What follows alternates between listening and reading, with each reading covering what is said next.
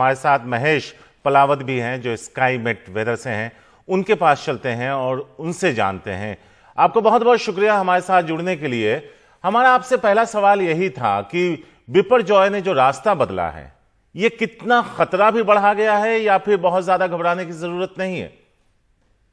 देखिए सर, ये इस समय एक्सट्रीमली सीवियर साइक्लोन है और इसने पहले तो ये था शुरुआती दौर में जब हमने देखा था तो सारे मॉडल ये दिखा रहे थे कि ओमान की तरफ जाएगा। उसके बाद धीरे धीरे इसने रास्ता बदलना शुरू किया, फिर कराची का रुख किया, अब जाकर के ये उत्तर पश्चिमी जो जिले हैं गुजरात के वहां पर टकराने की संभावना है। और लेकिन खतरा पूरा है, क्योंकि पहले लग रहा था कि इसकी इंटेंसिटी कम हो जाएगी, 100 से 110 किलोमीटर की रफ्तार से टकराएगा, लेकिन अब जो है ये बहुत ज्यादा डिटरमिनेट नहीं हो रहा। ये वेरी सीवियर साइक्लोन के या सीवियर साइक्लोन के तरह टकराएगा और उस समय 130 से 140 किलोमीटर और गश्त में 150 किलोमीटर प्रति घंटा से रफ्तार चल सकती, हवा चल सकती है और उस समय तेज बारिश भी होगी। लेकिन सबसे अच्छी बात यह है कि ये दोपहर के बाद टकराएगा, दिन के समय टकराएगा तो रिलीफ ऑपरेशन जो है वो बहुत ज्यादा अच्छी तरह हो पाएंगे। अगर यही तूफान रात में टकराता तो क्या होता है कि नेचुरली लाइट वगैरह चली जाती है, पोल उखड़ जाते हैं, पेड़ टूटते हैं और काफी ज्यादा नुकसान होता है और उस समय जो रिलीफ ऑपरेशन है उसमें काफी ज्यादा दिक्कत आती है। तो लेकिन इस तरह की जो हवाएं हैं, तेज बारिश है, उससे नुकसान की आशंका काफी ज्यादा है। लेकिन क्योंकि बहुत पहले इसका एक तरह से अंदाजा लगाया जा चुका है कि कहां पर टकराएगा, तो उससे क्या है कि एनडीआरएफ की टीम मुस्तैद है, एडमिनिस्ट्रेशन मुस्तैद है और लोगों को पता है, तो अपना बचाव पहले से ही कर लेंगे। तो लोगों की जान जाने की तो संभावना काफी कम है, लेकिन प्रॉपर्टी के डिस्ट्रक्शन को रोका नहीं जा पाएगा, क्योंकि वो तो नेचुरल फेनोमेना है, वो जरूर देखने को मिलेगा। क्या ये बताया जा सकता है कि रास्ता क्यों बदल लिया? क्या वजह होती है तूफान के रास्ता बदल लेने की?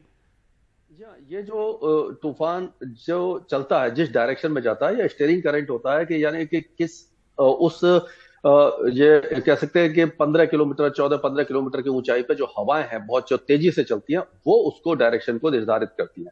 पहले जो था वो एंटी साइक्लोन बना हुआ था जो भारत के मध्य में बना हुआ था, तो उसके हिसाब से हवाएं इसको उत्तर पश्चिम की तरफ ले जा रही थी। लेकिन दो एंटी साइक्लोन बन गए, एक भारत के ऊपर है, एक अरेबिया के ऊपर है, तो दोनों एंटी साइक्लोन में टसल चल रही थी कि किस का ज्यादा प्रभाव रहेगा। तो लास्ट में अब जाकर के एक दिन पहले ये डिसाइड हो गया है कि हाँ, ये जो डायरेक्शन है इसका 14 तारीख की सुबह तक तो उत्तर दिशा में चलेगा। उसके बाद ये जो वो यानी कि एंटी साइक्लोन के प्रभाव से ये उत्तर पूर्व की तरफ मुड़ेगा और हो सकता है कि कराची से लेकर के मांडवी के बीच में, और ज्यादातर चांस ये है कि जो कच्छ का इलाका है, नलिया और उसके आसपास ही ये दस्तक देगा और उस समय काफी ज्यादा तेज हवाएं चलेंगी और बारिश भी काफी ज्यादा। महेश जी, मैं एक चीज समझना चाह रहा था, जब ये गुजरात के तट से टकराएगा, 15 तारीख का डेट अमूमन बताया जा रहा है, क्या वो अपनी पूरे इंटेंसिटी के साथ टकराएगा या वहां पहुंचते पहुंचते कुछ कमजोर पड़ने की भी संभावना है? देखिए शारिक, अभी तो ये एक्सट्रीमली सीवियर साइक्लोन है, क्योंकि सी सरफेस टेम्परेचर इस समय 31 डिग्री के आसपास है और ये डीप सी में है। तो जब ये डीप सी में, क्योंकि काफी धीरे धीरे ये मूव कर रहा है, तो इसको एनर्जी मिल रही है, इसीलिए इतना शक्तिशाली हो गया है। 190 से 200 किलोमीटर की रफ्तार से हवाएं चल रही हैं इसके कोर में। लेकिन जब ये और अपर लैटिट्यूड्स में आएगा, उत्तर की तरफ आएगा, तो जो समुद्री सतह के तापमान कम होने लगेंगे, 29 डिग्री 28 डिग्री तक हो जाएंगे, जिसको एनर्जी थोड़ी सी कम हो जाएगी। और जब ये तट के काफी पास पहुंचेगा, तो इसमें क्योंकि जो घड़ी की उल्टी दिशा में हवाएं घूमती हैं, तो जो सेंट्रल पाकिस्तान और बलूचिस्तान से जो सूखी हवाएं हैं, शुष्क हवाएं हैं, वो इसके अंदर एंटर करने लग जाएंगी, जिससे इसकी एनर्जी कम होने लग जाएगी। तो इसीलिए जब ये टकराएगा तो अभी जो इसकी एनर्जी है यानी कि 190 की स्पीड है, वो कम होकर के 140 से 145 या हो सकता है कि 150 किलोमीटर की रह जाए। महेश जी, आपको क्या याद है, क्योंकि पिछले कई वक्त में हमने देखा है कई साइक्लोन हिंदुस्तान के अलग अलग तटों से टकराए, क्या ये सबसे सीवियर है या इससे भी बुरा वाला पहले आ चुका है, अगर आपको याद हो?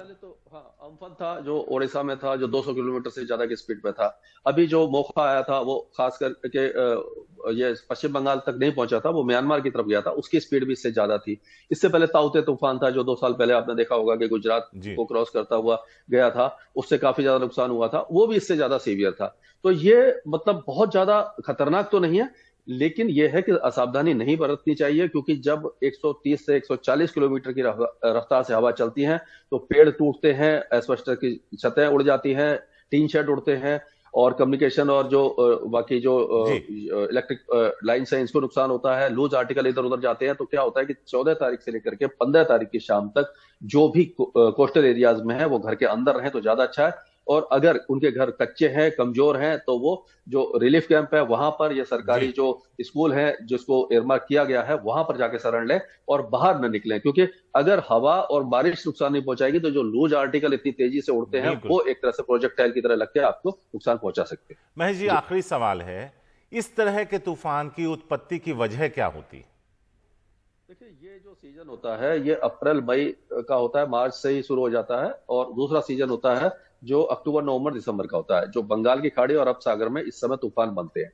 और जो जून के सेकेंड हाफ से लेकर के सितंबर तक मानसून आ जाता है, तो टेम्परेचर कम हो जाते हैं। तो इस समय क्या होता है कि जब ये टेम्परेचर सी सरफेस के ज्यादा होते हैं और उस समय अगर कोई लो प्रेशर एरिया बन जाता है तो हवाएं घड़ी की उल्टी दिशा में घूमने लग जाती हैं। और क्योंकि समुद्र में मॉइस्चर चाहिए होता है किसी भी साइक्लोन को या सिस्टम को एनर्जी लेने के लिए, कि जब तक ये समुद्र में रहता है ये सशक्त जी होता जाता है। जैसे ही लैंडफॉल करता है तो जो मॉइस्चर फीड होता है वो कट ऑफ हो जाता है, बादल बनने कम हो जाते हैं और धीरे धीरे डीजनरेट हो जाता है। वही इसका होगा कि जब ये 15 तारीख को ये लैंडफॉल करेगा उसके बाद बहुत तेजी से ये डीजनरेट होगा और ये राजस्थान के ऊपर जाएगा, और राजस्थान के ऊपर जाकर के पश्चिमी राजस्थान पर भारी बारिश लेकर के उसके बाद पंजाब हरियाणा दिल्ली में हल्की बारिश लेकर के समाप्त हो जाएगा। जी। महेश जी, एक और सवाल था कि 15 को टकराएगा अपनी पूरी ताकत से, जैसा आप ही बता रहे हैं, लेकिन अगर हम देखें तो द्वारका हो, मुंबई हो, ऊंची लहरें उठ रही हैं, तो उनके पहुंचने का आगाज या जो उसकी निशानी है वो नजर आनी शुरू हो गई। जी। या ऑलरेडी आपने देखा कि कल मुंबई में फ्लाइट वगैरह डाइवर्ट हुई थी, और जो क्योंकि उसके पैरेलल ये निकला था, अब ये काफी दूर चला गया है। तो अब देख रहे हैं आपके बारिश की गतिविधियां बढ़ गई हैं। जो गिर सोमनाथ से लेकर के जूनागढ़, पोरबंदर, बेरावल, देवभूमि, द्वारका से लेकर के भुज, नलिया, जामनगर, मोरबी तक अब यहाँ पर लहरें ऊंची उठेंगी और विंड स्पीड और ज्यादा तेज हो जाएगी। कोस्टल एरियाज में 90 से 100 और 110 किलोमीटर की रफ्तार से हवा चलेगी 14 तारीख को खास करके। 15 तारीख को जब लैंडफॉल करेगा तो स्पीड और ज्यादा हो जाएगी और जो लहरें हैं काफी ज्यादा ऊंची उठेंगी। तो इस समय कम से कम 15 तारीख तक समुद्र में जाना काफी ज्यादा खतरनाक है। जो भी मछुआरे या फिशिंग बोट हैं वो वापस आ जाएं, और जो प्लान कर रहे हैं वो 15 तारीख के बाद ही करें। जी। बिपरजॉय तूफान यानी चक्रवाती तूफान पर विस्तार से रोशनी डालने के लिए महेश पलावत जी, आपका बहुत बहुत शुक्रिया।